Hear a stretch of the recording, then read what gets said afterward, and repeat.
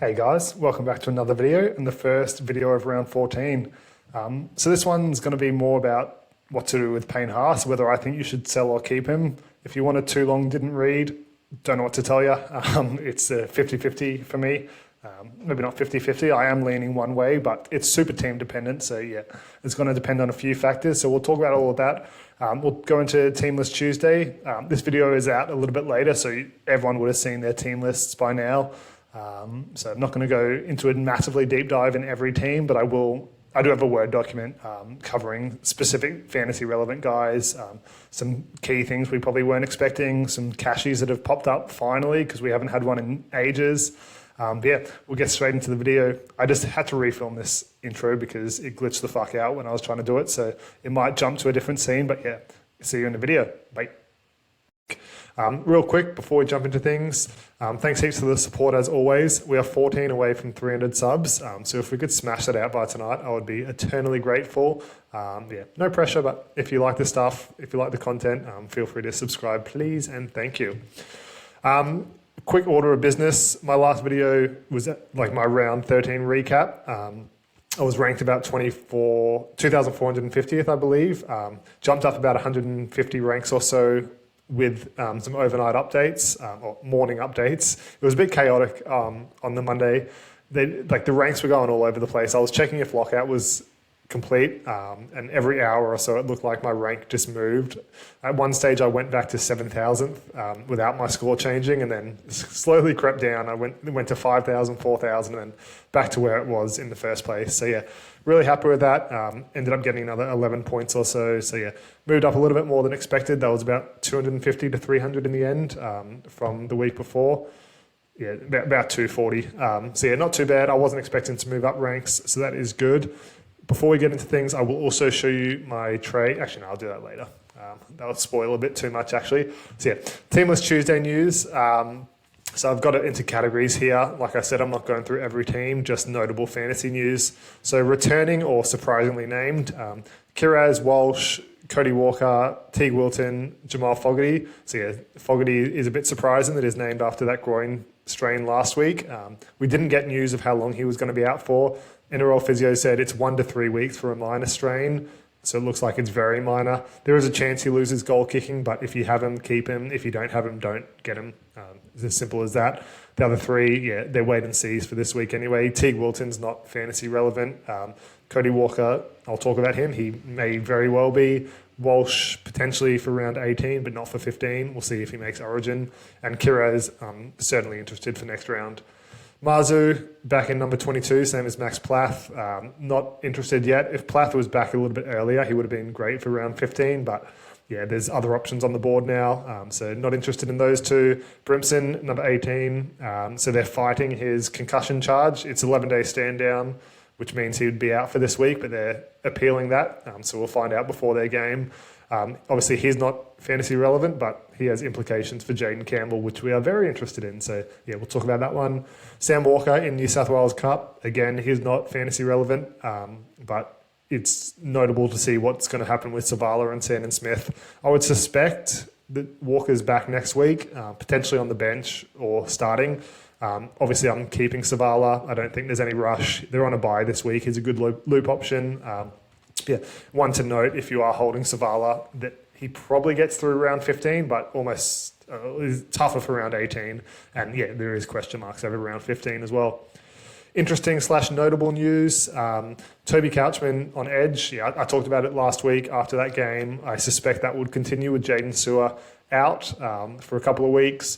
I don't necessarily think he plays edge the whole game. I said he probably fills that Dylan Egan role now. So it starts at edge, like Egan did for Leilua, and then moves into the middle when the bench forward comes on, which was Leilua, but is now going to be Raymond Fatara and Mariner. He's usually an edge. He does play a little bit of middle, so there's a chance. I don't think he takes minutes off Couchman. I think Toby plays close to 80. If he's on the edge, I think he plays the full 80 and Leilua gets a breather.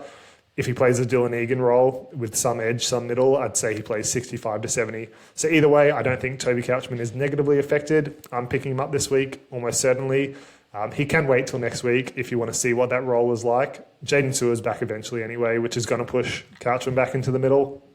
And yeah, I don't think there's much of a difference him playing 50 to 60 minutes in the middle compared to either a Dylan Egan role or 80 minutes on the edge. Either way, he should average close to 60, I'd say. Brodie Jones starts with Leo Thompson suspended for 4 weeks. So I was a little bit interested to see who would start. I figured it would probably be Brodie Jones until Jacob Saifidi's back. He is due back in a couple of weeks, I think, maybe even around 15, so next week. Yeah, there's a little bit of interest in Brodie Jones at a cheap price. Minutes, like the pack is just so depleted. But yeah, with Saifidi back, probably not, but I will talk about him in the cashy section. Jazz Tavanga benched. That's a huge one. Sorry, I am talking really fast here. I'll try to slow down a little bit. Jazz Tavanga's benched. So yeah, no one really saw that coming. Yeah, Jakey Turbo's back this week, starting lock. But Tavanga has been so good that I just didn't think he'd be benched. I said he wasn't an option last week. Yeah, like I wasn't saying it for this reason. I just thought he didn't have 150k in him, and there's going to be better options like Damien Cook available this week from around 15 and 18. So yeah, like it's weird. I don't think he's terrible. It's not great by any means, but I still think he plays probably 40 to 50 minutes, and his points per minute is so much stronger when he plays less minutes. So yeah, like it is a negative, but who knows? Like I doubt Jakey plays Origin, but he was pretty much guaranteed to in the first game.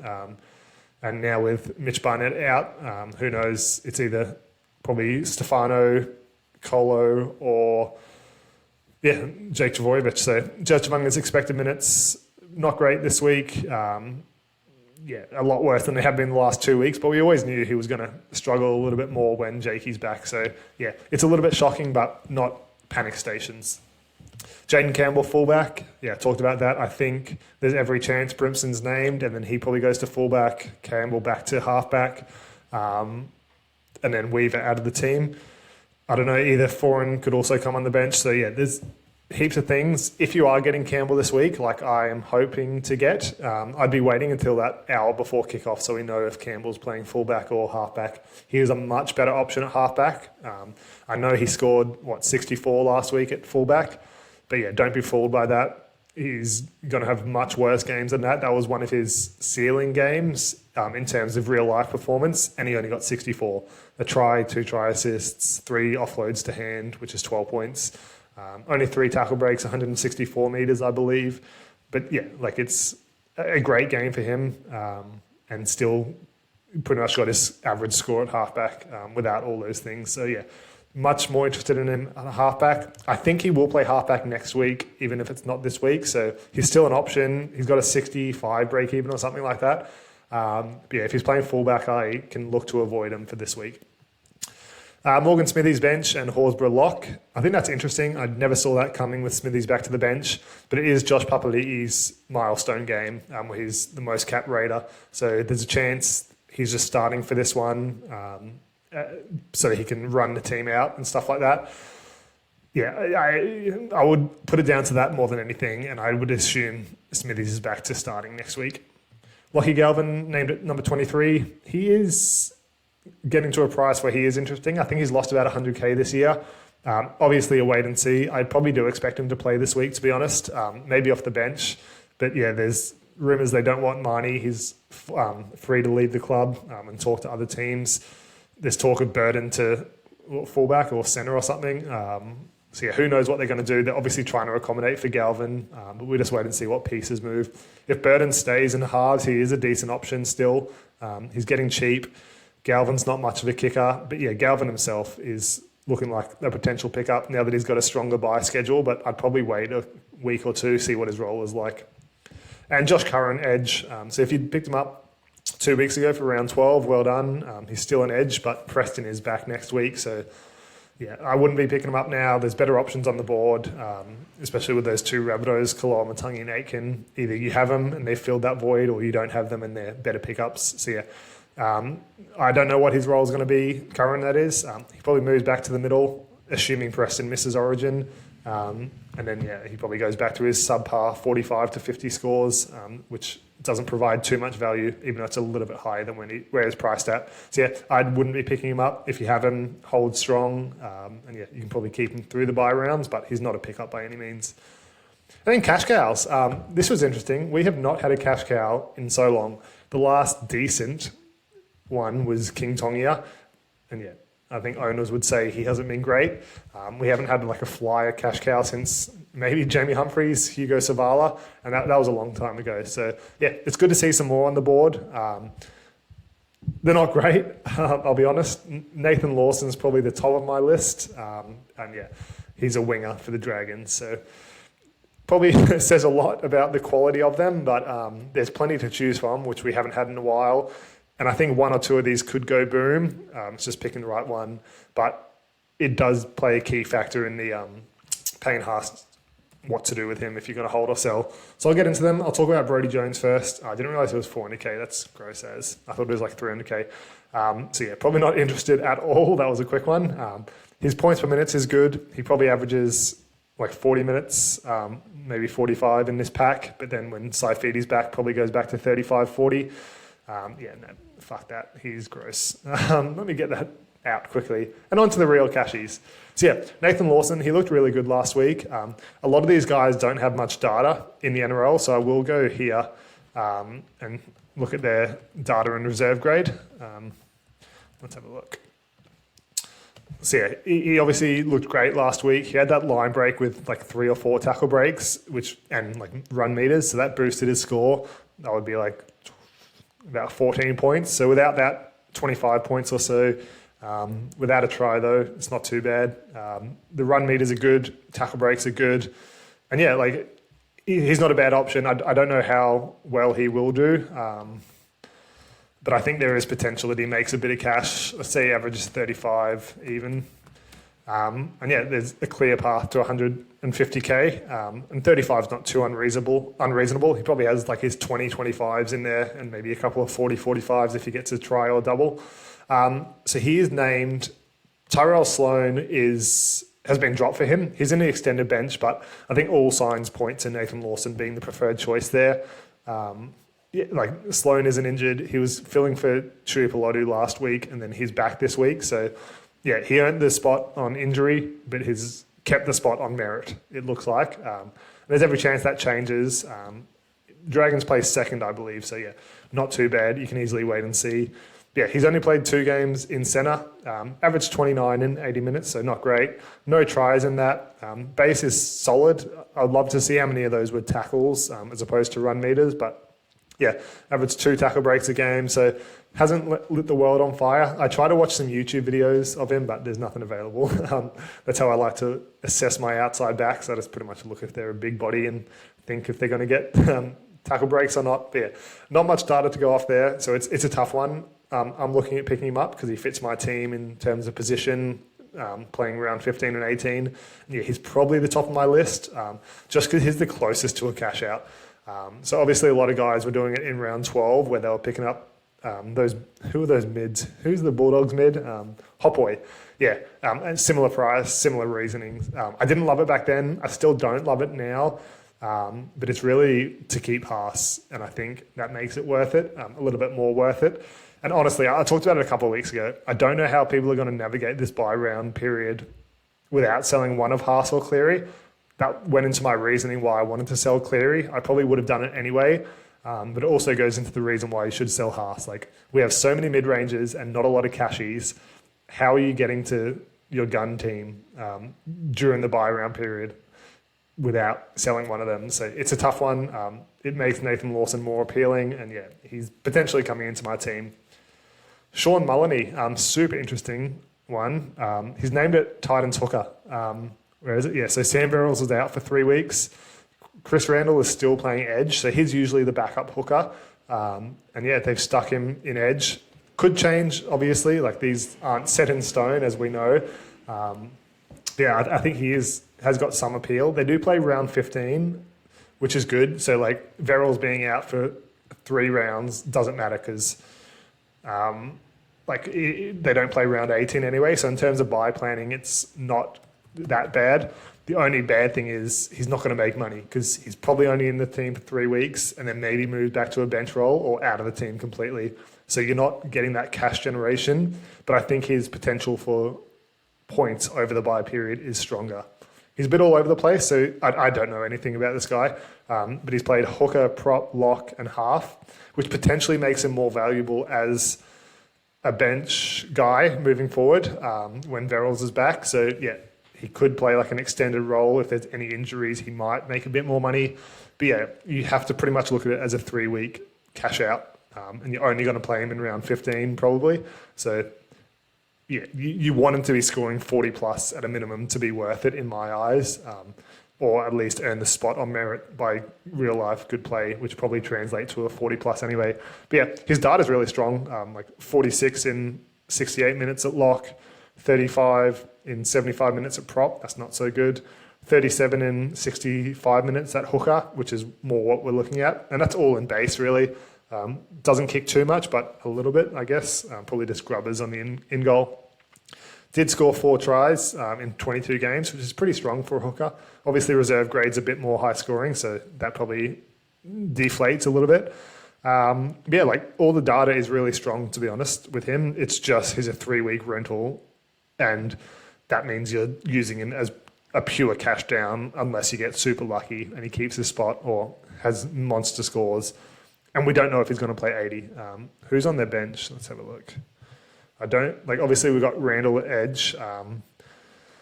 Yeah, so that bench looks like he could play big minutes. Who's this guy? Yeah, he's an edge as well. So yeah, the bench looks like he could play big minutes. But what I would expect to happen is Haas comes on for Randall at whatever stage, and then Haas probably comes on for Mullany, and then Randall moves into hooker, Haas into edge. So yeah, the bench looks good for him, but it's actually not, and I think he probably plays around 40 to 60 minutes. And since it's only a cash grab, like I don't know how worth it is. If Verrills was out for 8 weeks, then he'd be my favourite option by a country mile, but with only 3 weeks, probably not. Cody Walker, he's potentially my favourite here. Very close to. He's just not this week, and I need someone this week for myself if I'm going to keep Haas and if I'm getting Campbell this week. So in a vacuum, Walker, absolutely the guy I'd choose. Obviously, coming back from injury, you don't want to pick him up, and his break-even is extraordinarily high for his output recently. Dylan Walker, no. 61. So even with like best case scenario, he gets a 50, he's still losing money and then has a great break even next week. So there's no world you should be picking him up this week. But if I'm picking up a cashy, it has to be this week. So it's a tough one for me to do. If he came back last week and was playing this week, that's awesome. But yeah, like he's obviously scoring terribly this year. Those 2 games were both injury-affected games, maybe concussion. It was a long time ago. I can't remember. But yeah, he's averaging 21 for the year. Price at 26, but his data is strong apart from that. Like 39 last year, 46, 38, 51. And yeah, we're not expecting him to get up to those heights. Jamie Humphries and Latrell will dominate the kicking. So yeah, he averaged 164 last year. Probably below 100 this year, so you're already losing a few points there. But yeah, you can probably expect him to average 35 to 38 maybe across the season. It just means you have to use another trade to get him out, and he's not basement price. So honestly, if he scores a 20 this week, I'm more interested in him than if he scores a 50 because he's lower priced. And yeah, obviously he'll have a higher break even as well, but you're getting him in round 15 and round 18. Humphries is also getting to an appealing price as well. I'm just not sure. Like, I don't know why he's named this week. It looked like a pretty bad injury, to be honest, the fact he had to come off. But yeah, like he's getting to a really appealing price point as well. If he makes it through the game with like a 45, then yeah, he's priced at 467, and then I prefer him to a Cody Walker.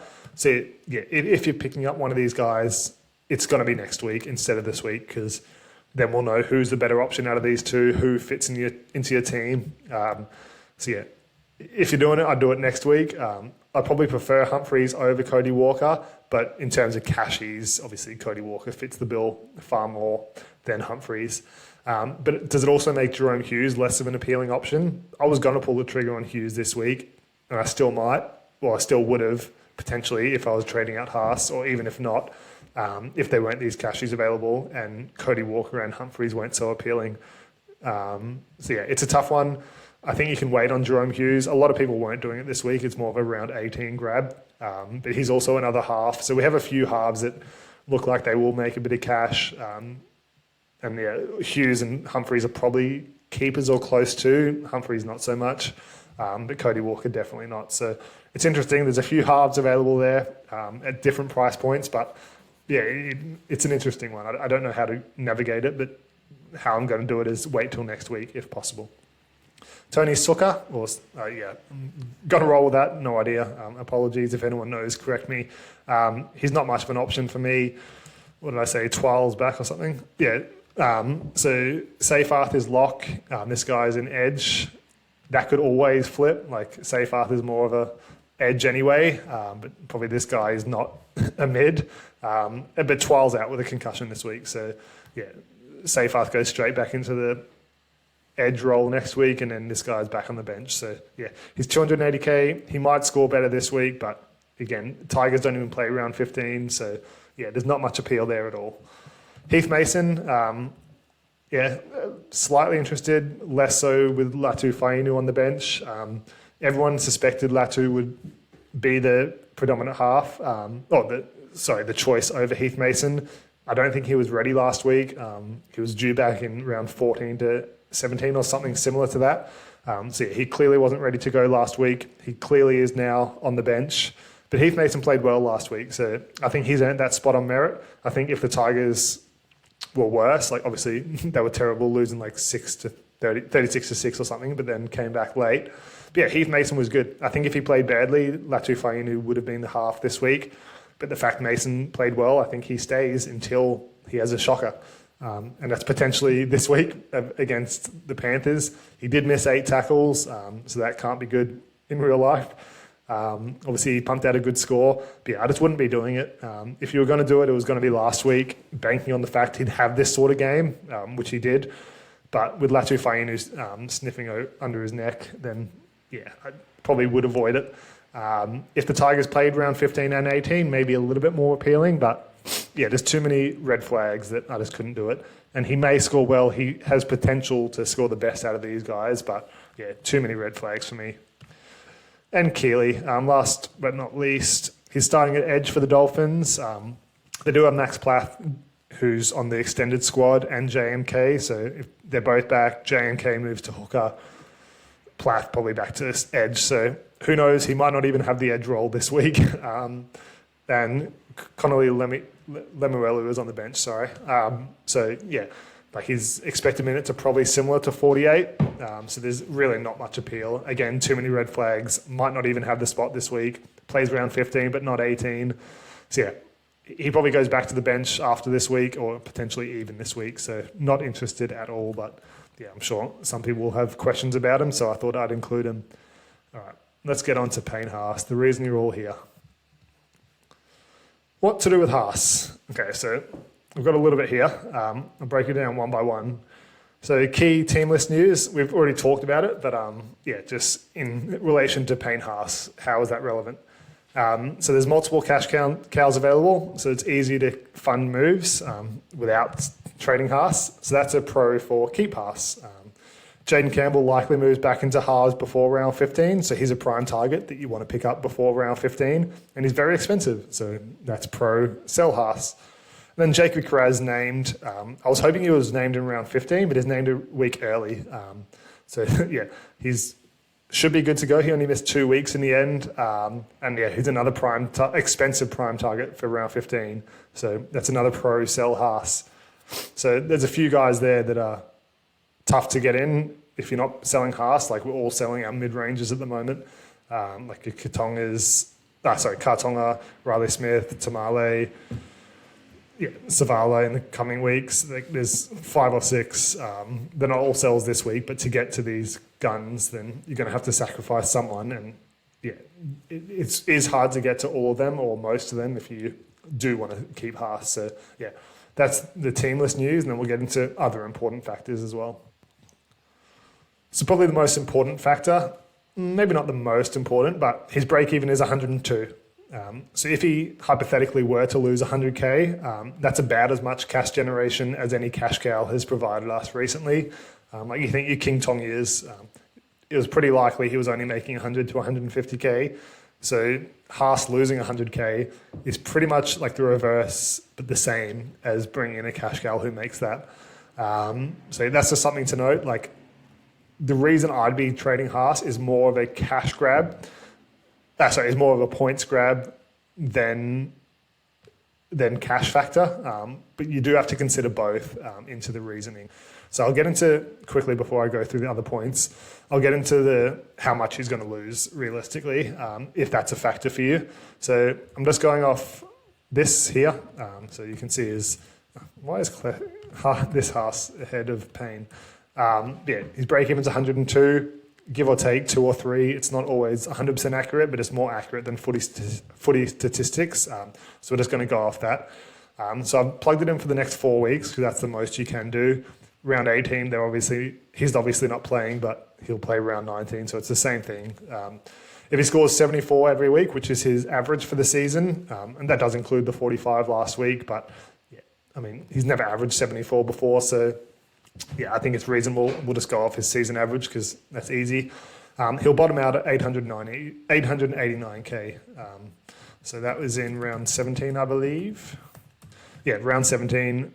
He goes down to 889k, so minus 41k, and then he starts to move back up. That break even gets lower. So if he just scores exactly where you'd expect him to, he's only losing 40k. So that's not great as a sell Haas option.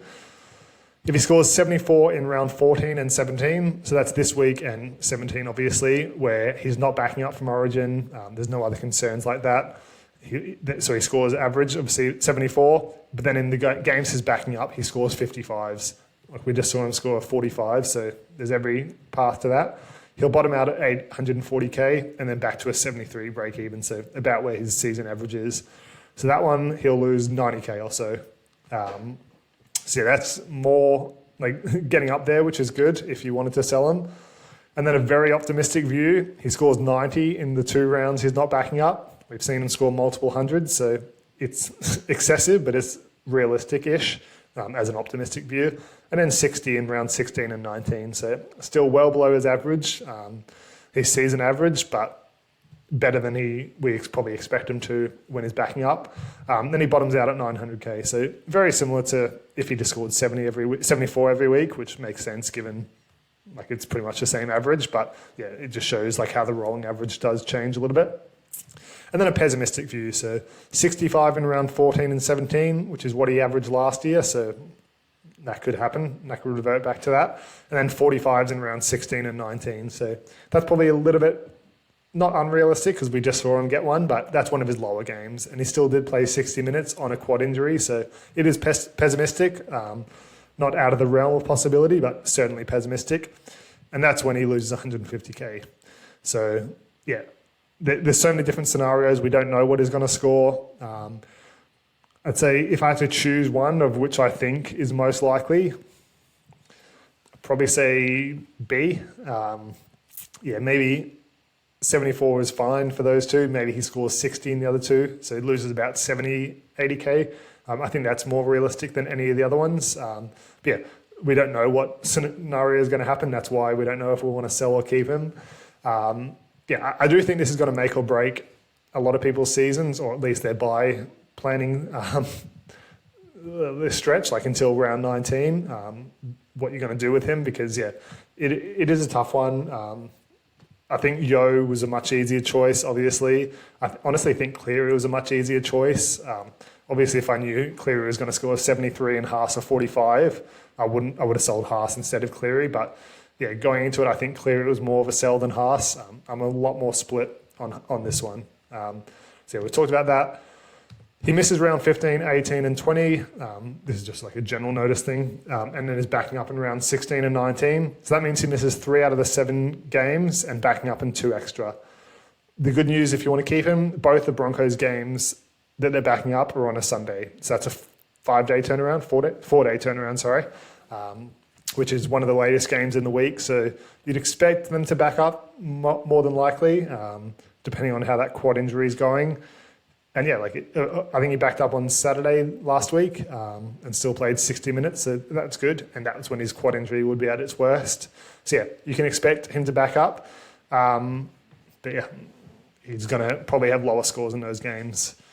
Then other important things to note, have you sold Cleary? I'm assuming everyone sold Yo. He's 5% owned in the top 1,000 and stuff like that. So yeah, we're just assuming everyone sold him here. Have you sold Cleary? So if you sold Yo, Cleary already, and then you're selling Haas, that's 3 of the top 5 guys you want in the end of season team. So it's like non-negotiable to get them back. So that is a lot. Like that's 3 clear trades you have to make, and then more expensive than most other people. So it's probably closer to 5 to 6 trades to get them all back in. So that gets expensive. I've sold Cleary, so that's a consideration for sure, which makes me lean towards keeping him. But yeah, everyone's different. I've got more trades than most people, but most people have kept Cleary, so we're balanced out there. But yeah, it's a consideration for sure. Then obviously, how many trades do you have left? The average in the top 1,000 is 12. If you have less than that, just keep Haas for 99% of teams out there. You can't afford to do it. You're using 2 trades to get him back in. So yeah, if you got less than 12, which is less than the average, I would easily be keeping him. I have 17 and I'm still debating it, so that probably tells you all you need to know. But yeah, just consider how many trades you have. They're pretty obvious factors.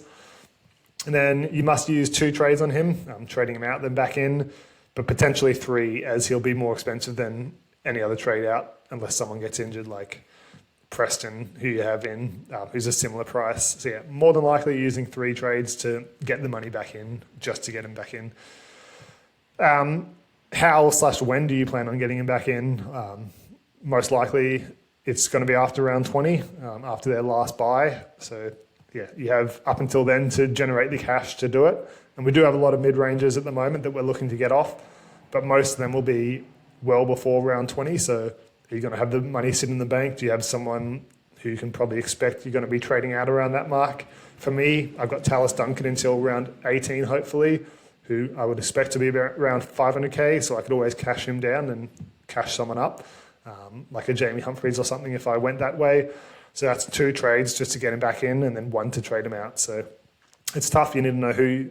It's hard to plan that far ahead, obviously, but if you have somewhat of an idea what your round 18 team's going to look like, obviously you can probably expect mostly what your round 15 team's going to look like by now, or what you're planning on doing. Round 18 a little bit tougher, but we have a pretty clear idea of what guns will be available. So yeah, you should have somewhat of an idea of your round 20 team.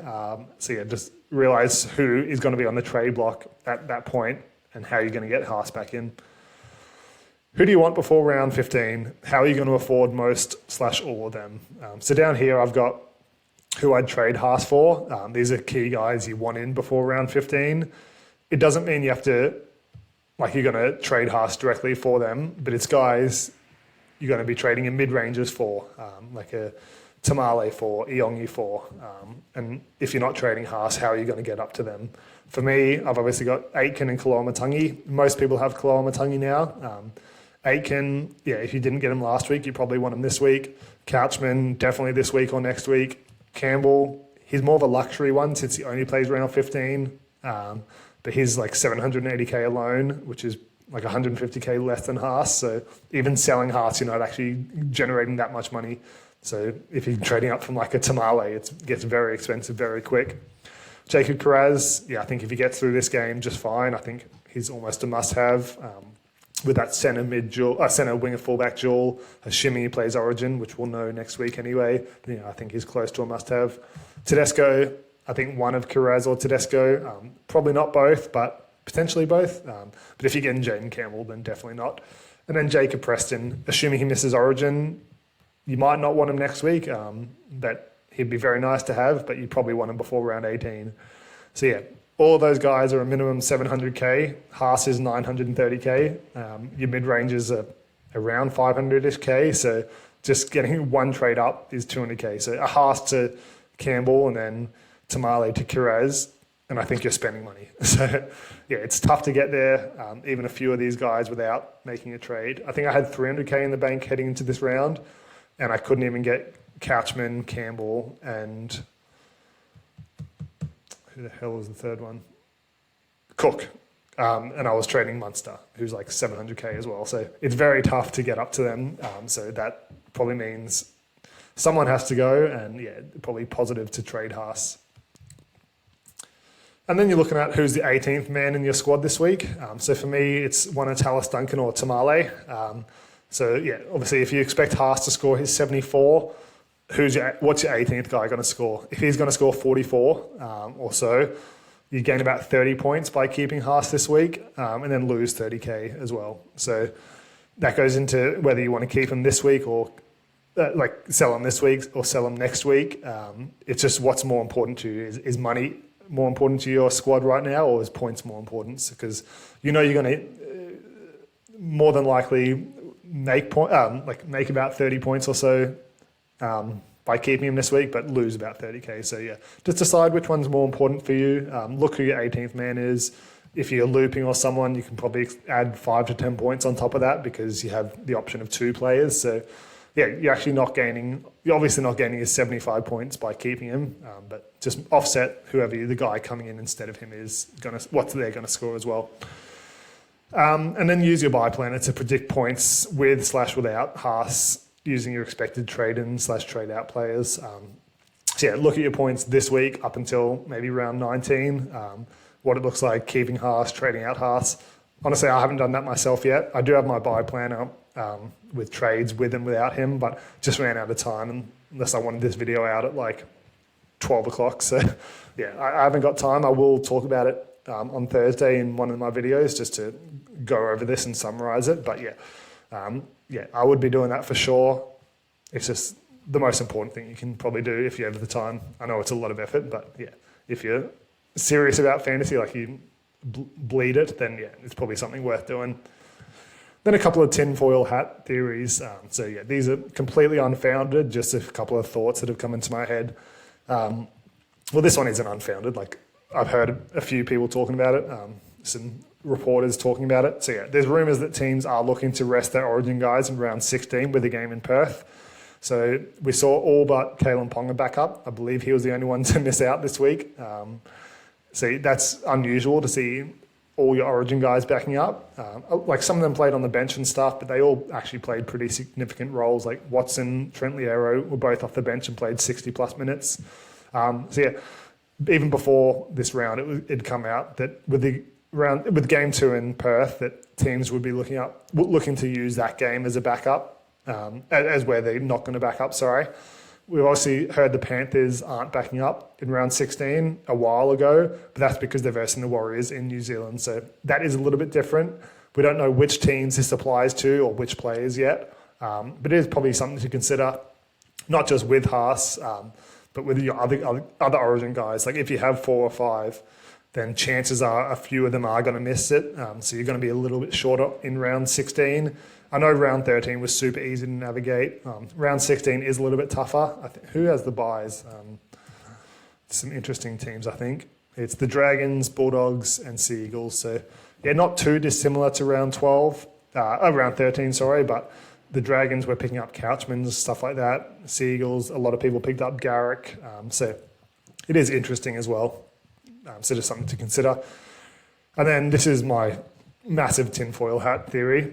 If New South Wales win game 2, so they've won the series 2-0, do the Broncos ask Haas not to play in game 3 since the series wrapped up and the Broncos are doing terribly? Like they've only won 1 out of the last 7 games. I doubt it, especially with him talking about letting teams talk to his agent for 2027. So they probably don't want to piss him off at the moment. But like with him carrying a quad injury, with the Broncos doing terribly, is it out of the realm of possibility? No. Is it likely? Probably not. Something to think about? Probably not. I just wanted to include it. But yeah, that's about it on that front. So if you wanted a too long, didn't read, don't have one for you. The answers I don't fucking know. I don't know what I'm going to do. I don't know what anyone should do. I think obviously if you're low on trades, if you sold Cleary, I'd keep him. If you don't, if you have about 17 trades like me, and you haven't sold Cleary, I think sell them. I don't know. It's tough. It's so dependent on your team. Before Teamless Tuesday, I was in the camp where I was 80% going to sell them. Now I'm about 20% where I'm going to sell them. So I'll show you my buy planner and trades without Haas, with and without Haas, sorry. I'll get into my trades first.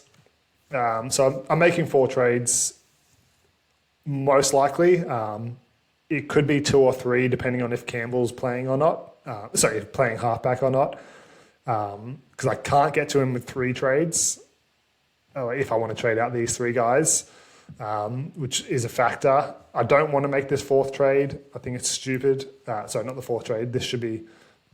It's essentially Lawson for Iongi instead of Cook, and Toya to Cook. So Toya, Munster and Kartonga are the 3 I want to trade out. And then Campbell, Couchman and Cook are the 3 I want to get in.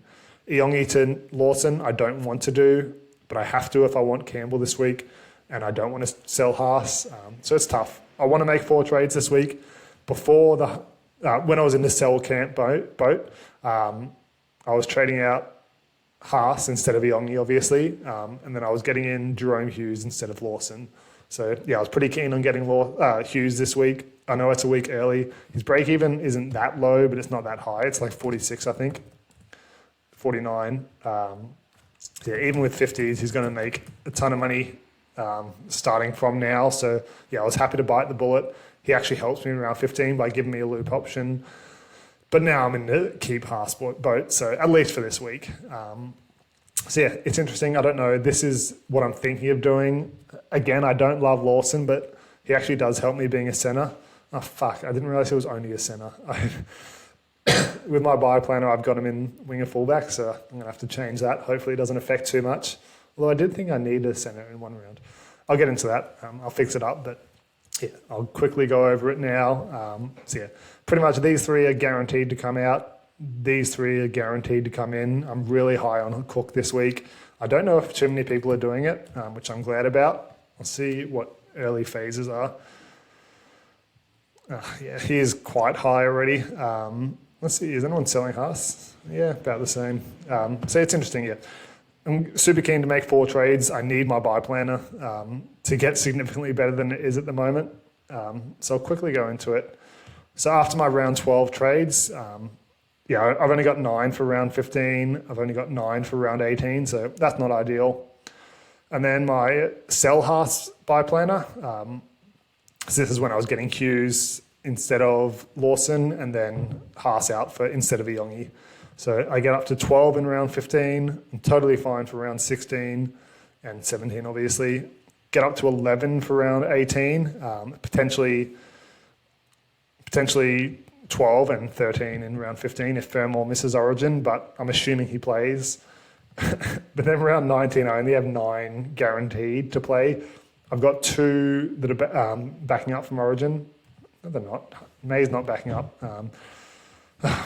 This is terrible. I'll go over this again on Thursday. But so I've got 10 playing for sure, and then 1 backing up from Origin, and then 3 excess. So obviously it'll be Iongi instead of Campbell, but I have 3 excess players that I can't fit in. But guys like Riley Smith, Iongi, Savala won't be there by then, so I've got plenty of time to think about that. So should have no problem getting to 13 in all rounds, sorry. I probably don't have to make too many trades to get round 15 and 18 covered, which is good. Then I have to plan for afterwards to get Haas, Cleary and Yo back in the team. Yo's going to be a lot easier. He probably loses a bit of money. What's his break even actually? That'll be interesting to see. 77, so let's say he gets 65s. He doesn't lose too much. Anyway, let's go into my keep Haas buy planner. They're the ones you just saw. I do have to adjust this now because I didn't realise Lawson was just a centre, but it shouldn't change too much because I've got a few duels anyway. Round 15, again, I get up to 12 and potentially 13 with Fermor. Round 18, I get up to 11, potentially 12 with Fermor. And then, again, May is not backing up, so I have 10 at least and then 2 backups. So, plenty of increases. I'm pretty sweet. No matter what trades I do, it's just going to be whether I maximise trades during the buy round or after the buy rounds when I have to get Haas, Yo and Cleary back in. So, a lot of food for thought for me. I don't know which way I'm leaning. or which way I'm going to go, I am leaning towards keeping Haas, at least for this week. Like someone mentioned, I think Dylan mentioned in my comments yesterday, we're not really after cash generation at the moment, so it does make it more appealing to sell him next week.